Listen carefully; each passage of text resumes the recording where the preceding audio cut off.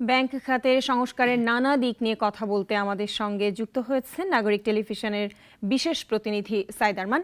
এছাড়া অনলাইনে যুক্ত হয়েছেন গ্লোবাল ইসলামী ব্যাংকের চেয়ারম্যান মোহাম্মদ নুরুল আমিন। আপনাদের দুজনকেই স্বাগত জানাচ্ছি নাগরিক টেলিভিশনে। সাইদ, শুরুতেই আপনার কাছে জানতে চাই, এই যে অন্তর্বর্তী সরকারের 6 মাস আজ হলো, তো ব্যাংকিং খাত সংস্কারের কথা তো আমরা শুনছি, কতটুকু এগিয়েছে সংস্কার, আপনি কি মনে করেন?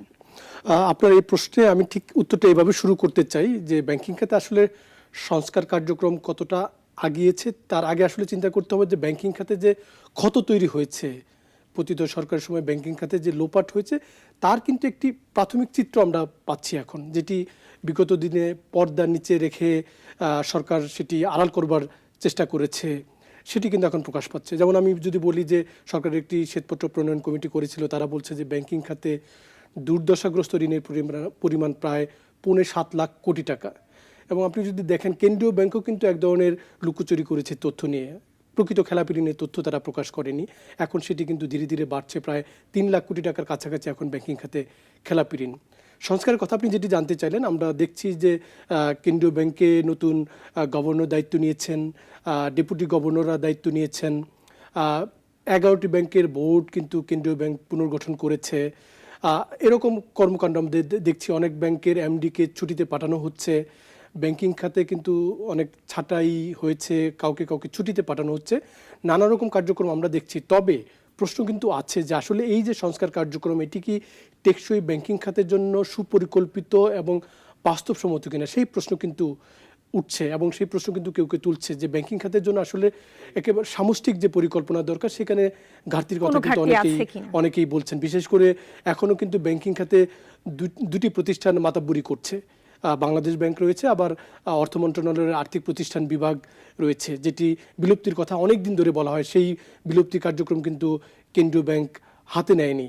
কাজেই সরকারের সদিচ্ছার কথা বলা হচ্ছে, কিন্তু আবার কার্যক্রমে কিন্তু কিছুটা প্রশ্ন রয়েছে। এবং অনেকেই কিন্তু বলছে যে সংস্কার কার্যক্রম ব্যাংকিং খাতে অনেকটাই কিন্তু এখন কিছুটা ঝিমিয়ে পড়েছে, ধীর গতিতে আগাচ্ছে।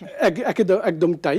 এসব বিষয় নিয়ে আপনি পরিচয় করে দিচ্ছিলেন মোহাম্মদ নুরুল আমিন, গ্লোবাল ইসলামী ব্যাংকের চেয়ারম্যান। তিনি অনেক দিনের ব্যাংকার, কয়েকটা ব্যাংকে এমডি হিসেবে কাজ করে গেছেন। নুরুল আমিন সাহেব, আপনি আমাকে শুনতে পাচ্ছেন নিশ্চয়ই?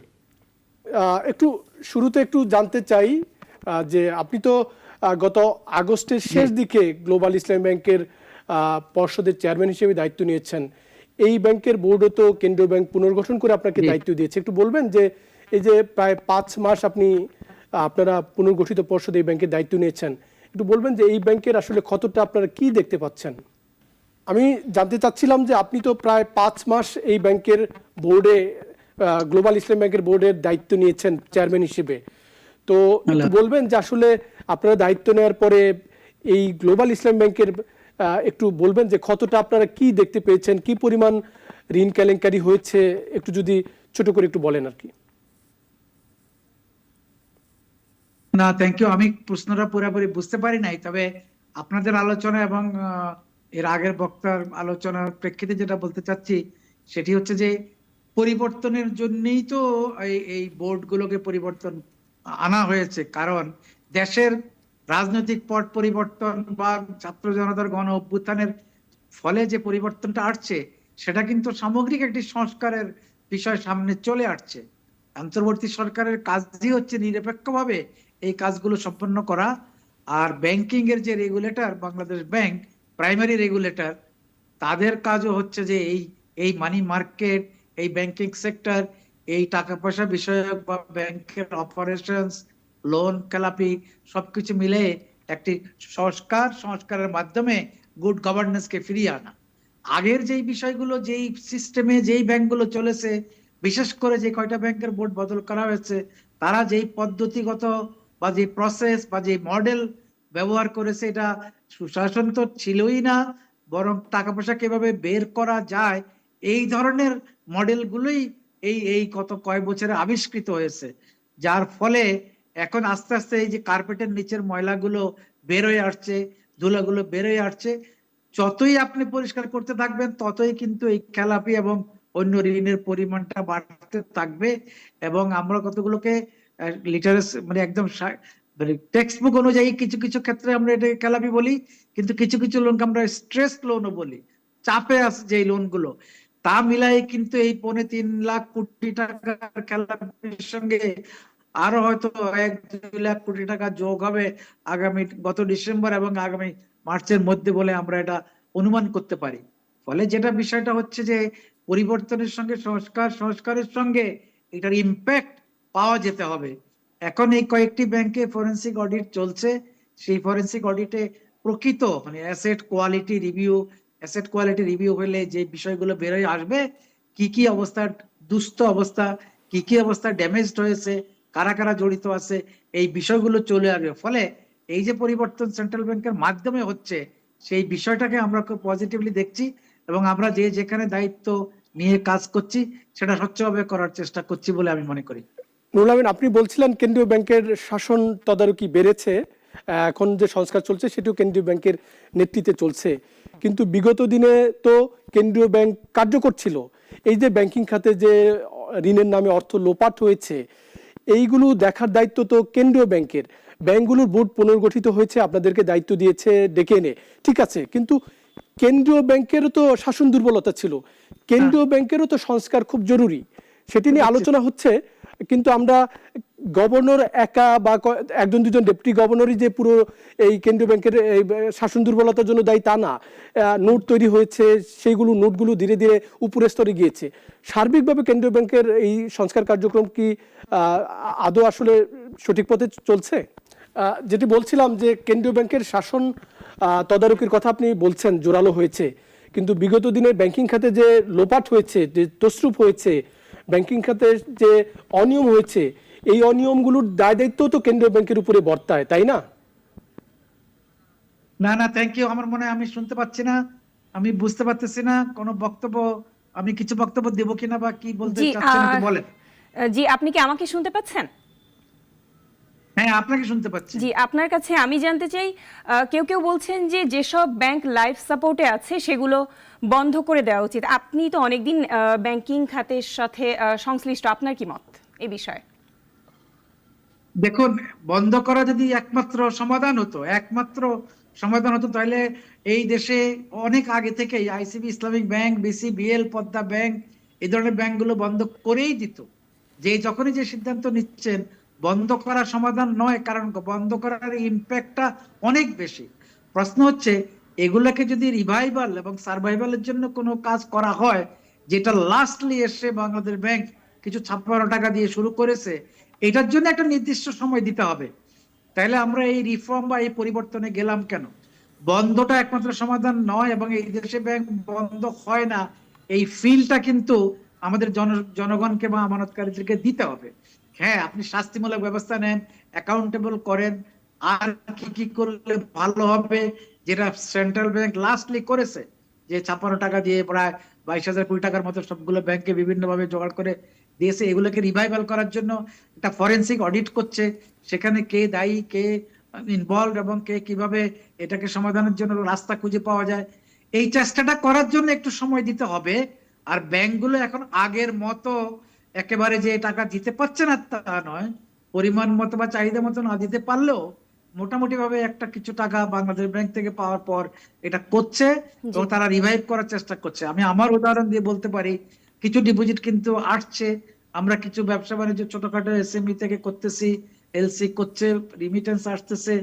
ফলে আমি সমাধান হিসাবে এইটাকে রিভাইভালের জন্য আরো সময় দিয়ে অডিট রিপোর্ট বের হওয়া পর্যন্ত এটা নিয়ে বসে কি করলে কে আগাতে পারবেন, কে চ্যালেঞ্জ নিতে পারবেন, এই বিষয়টার উপর আমি এই মুহূর্তে জোর দিচ্ছি। হ্যাঁ, অবস্থার পরিবর্তন হতেও পারে, 11টি-12টি ব্যাংকের জায়গায় যদি 5টি ব্যাংকও টিকে থাকে, বাকিগুলোকে আমরা মার্জার অ্যাকুইজিশন করে হয়তো একটা ব্যবস্থা করতে পারবো। বাট এখন থেকে যেন আর ড্যামেজ না হয়, ক্ষতি না হয়, সেই চেষ্টাটাই আমার কাছে মুখ্য বলে মনে হয়, সেটাই বাংলাদেশ ব্যাংক চেষ্টা করছে। আমার মনে হয় আর একটু সময় দেওয়া উচিত। নুরুল আমিন, আপনারা যে এই পুনর্গঠিত পর্ষদে এসেছেন ব্যাংকগুলোতে, এই ব্যাংকগুলো তো ব্যবসা করতে পারছে না ঠিকমতো, বিনিয়োগের সুযোগ নেই, তারল্য নেই।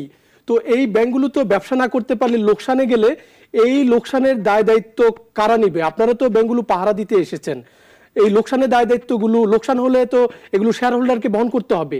এই প্রশ্নের জবাবটা একটু দিবেন আমাকে।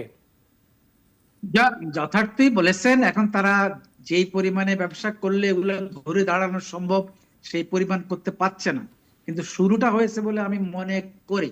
আপনি দেখেন ইসলামিক ব্যাংক অনেক বড় ব্যাংক, সেখানে কিন্তু এখনো যে যে কাজগুলো হচ্ছে মোটামুটি হচ্ছে, বাট খেলাপির পরিমাণ অনেক বেড়ে গেছে। অন্যান্য ব্যাংকগুলো তো একেবারে যে ব্যাংক কিছুই করতে পারছে না তা নয়, কিন্তু এক বেশি ব্যবসা করা, বড় ব্যবসা করা, এটা বাংলাদেশ ব্যাংকের রেস্ট্রিকশনও কিছুটা আছে। তো আপনি লোন দিয়ে শেষ করে দিতে পারবেন না, আমানতকারীদেরকে আগে সামলাতে হবে। তারা যারা আস্থা ফিরিয়ে আনতে পারবে সেইভাবে কাজ করতে হবে। আস্থা ফিরিয়ে আসার পর আমি মনে করি যে ছোটখাটো ব্যবসার মাধ্যমে এটাকে ঘুরে দাঁড়াইতে হবে। কারণ ব্যাংক মানে হচ্ছে লেনদেন, ব্যাংক মানে হচ্ছে বাণিজ্য, ব্যাংক মানে হচ্ছে এই এই এক পক্ষ থেকে ডিপোজিট বা আমানত এনে অন্য পক্ষকে লোনের সাপোর্ট দেওয়া, মধ্যবর্তী কাজটা করার যে দায়িত্ব সেটা পালন করার পূর্ণাঙ্গ সুযোগ এখনো আসে নাই। আপনি ঠিকই বলেছেন, বাট এটা চেষ্টা করতে হবে। আমি কোনো সাফাই গাওয়ার জন্য বলছি না, আমাদেরকে আরেকটু সময় সুযোগ এবং যদি নতুন নতুন কিছু উদ্ভাবনী প্রোডাক্ট বা অন্য কিছু করে মানুষের আস্থাটা ফেরত আনা যায়, কাউন্টারে টাকা নেওয়ার ভিড়টা কমে গেছে, আরো যেন কমে যায়, টাকা যেন জমা হয়। আমি ওই দিনের দিকে তাকিয়ে আছি যে এই চেষ্টার মাধ্যমে যদি আস্থা ফেরত আনা যায় তাহলে ব্যাংকিংটা হয়তো আমরা পুরোপুরি করতে পারবো বলে মনে করি।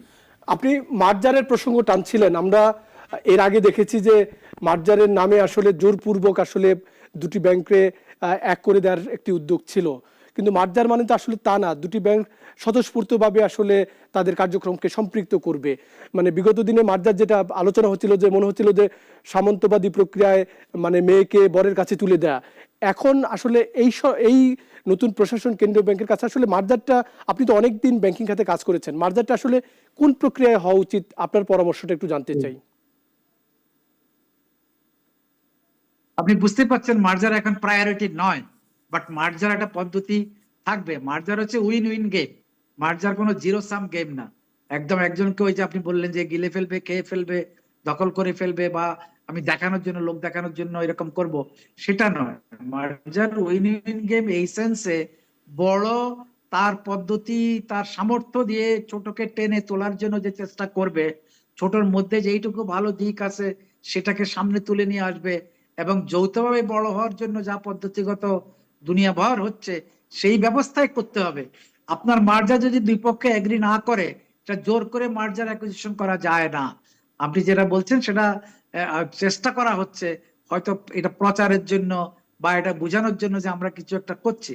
আসলে এটা উইন উইন গেম, যেহেতু খুবই বসে ভ্যালুয়েশন করে ড্যামেজটা দেখে কি করলে রিভাইভ হবে এই প্ল্যানটা পরিষ্কার হওয়ার পর এই মার্জারের বিষয়টা এখানে আসবে। কাজেই একেবারে তাড়াহুড়া করে এখন এটা করার কোনো মানে হয় না। যেটা বাংলাদেশ ব্যাংক এখন যে পদ্ধতি নিচ্ছে, ওই যে বললাম একিউআর, অ্যাসেট কোয়ালিটি রিভিউ হওয়ার পরে যে পদ্ধতিটা আসবে, কার কত ক্ষতি হচ্ছে সেটা মিট করার জন্য সলিউশন হিসেবে মার্জার অ্যাকুইজিশন আসবে। নট দ্যাট যে আমি এটার সঙ্গে এটা মিলাই দিলাম, সংখ্যা কমাই দিলাম, ওইরকম করে কোনো লাভ হবে না, আনলেস বোথ পার্টি অ্যাগ্রিজ যে আমরা এটার সঙ্গে সম্পৃক্ত হয়ে দ্রুত বা আরো সামনের দিকে এগিয়ে যাব। আমার দৃষ্টিভঙ্গিতে যেটা হচ্ছে সেটা হচ্ছে এখন যে পদ্ধতিটা চলছে এটাকে আরেকটু সময় দিয়ে পরবর্তী সময়ে জুনের পরে এই চিন্তাগুলো করা যাবে। আপনি নিরীক্ষার কথা বলছিলেন নুরুল আমিন, আপনি সম্পদ মানের কথা বলছিলেন। এখন এটি খুব আলোচনা হচ্ছে যে চুরির টাকা, লোপাটের টাকা কিভাবে ব্যাংকে আবার ফেরত আনার প্রক্রিয়া। যদিও অনেকেই বলছে আসলে এটি জটিল প্রক্রিয়া, নামে বেনামে যে সমস্ত ঋণ তৈরি হয়েছে এই অর্থগুলোর হদিস কি আদৌ পাওয়া যাবে কিনা, একটু যদি বলেন যে গ্লোবাল ইসলামী ব্যাংকের চিত্রটা দিয়ে যদি একটু এই বিষয়টাকে একটু যদি ব্যাখ্যা করেন।